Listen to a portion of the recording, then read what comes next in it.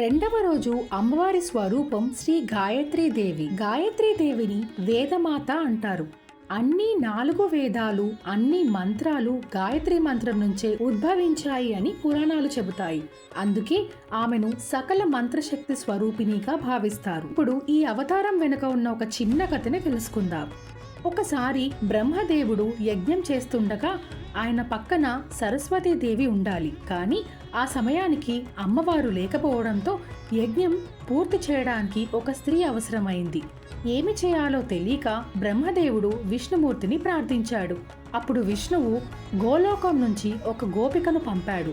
ఆ గోపికకి గాయత్రి అనే నామకరణం జరిగింది. ఆమె గోలోక శక్తి స్వరూపిణిగా ప్రత్యక్షమై అందంగా అలంకరించుకొని బ్రహ్మదేవుని పక్కన కూర్చొని యజ్ఞాన్ని పూర్తి చేసింది. ఇప్పుడు అమ్మవారి రూపం గురించి చెప్పుకుందాం. పంచముఖాలతో దర్శనమిస్తుంది.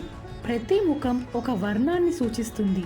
ముక్త, విద్రుమ, హేమ, నీల, ధవల ఇలా.